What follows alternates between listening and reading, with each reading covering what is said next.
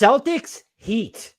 What is your biggest overarching thought leading into this series? Which I will say, the Heat are a compelling story.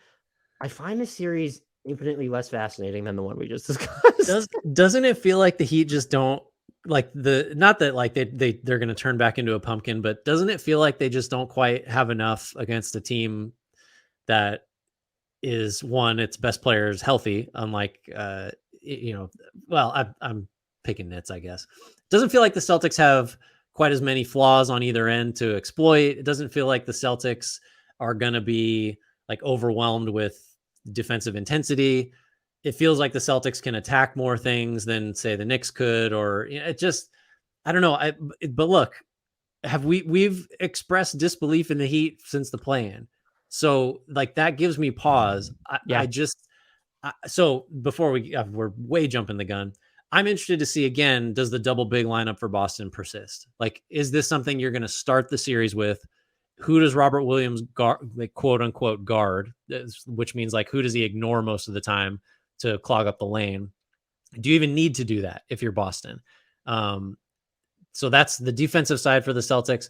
Offensively, is this just going to be a series where, it's extremely high variance? There's going to be blowouts both ways just based on who makes a bunch of threes and who doesn't. Because that's part of the reason it's less interesting to me, is because I could just see it being a make or miss series. But I don't know. Those are my two things on either end. I don't have nearly as much to say about this as I do about the Western Conference Finals. Shout out to Rob Sheldon for being up at 2:30 a.m. their time and listening to us.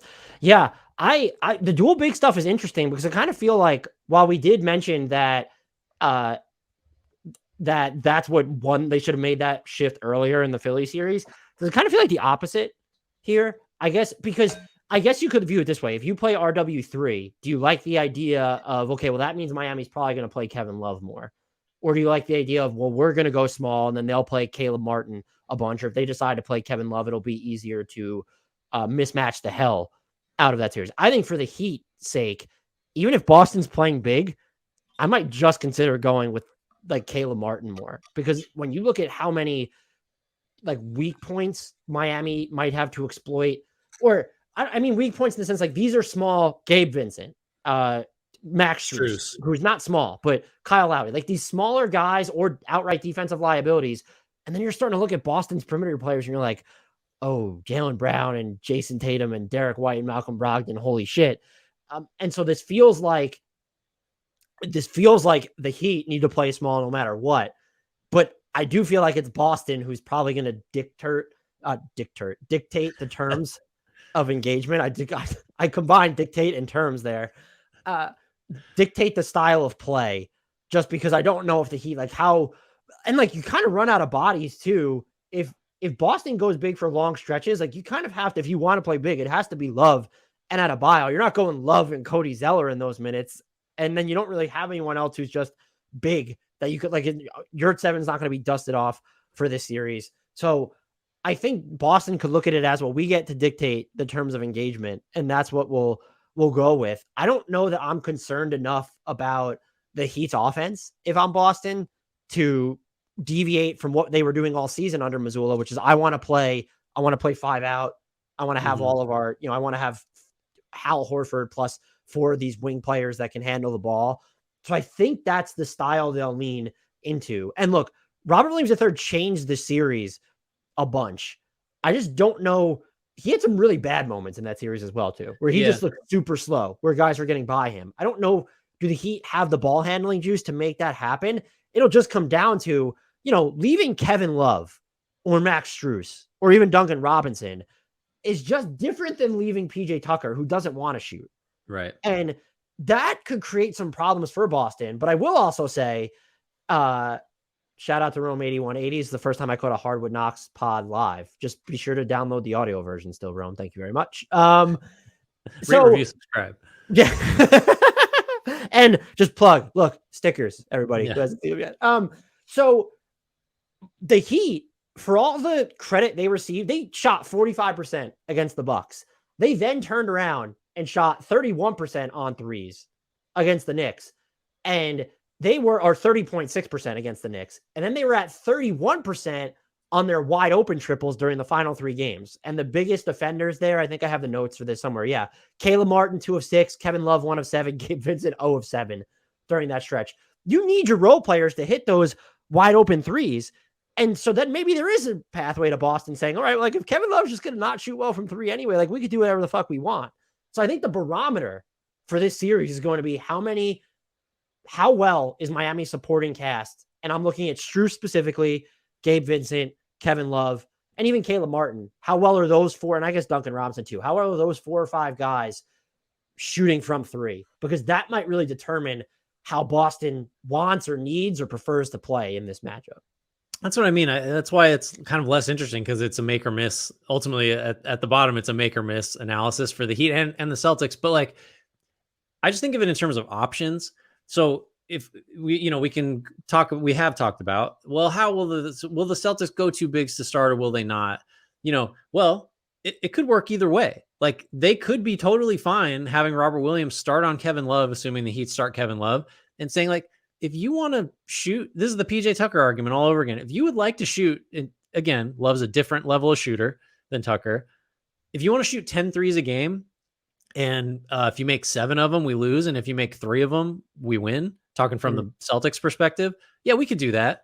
Or we could just switch everything, because like, what matchup are you concerned about? I mean, Butler on anybody's a problem, but beyond that, like, I guess I'm okay with literally any of the Celtics starting 5 defenders, or like, assuming Robert Williams is not on the floor, guarding anyone on the Heat.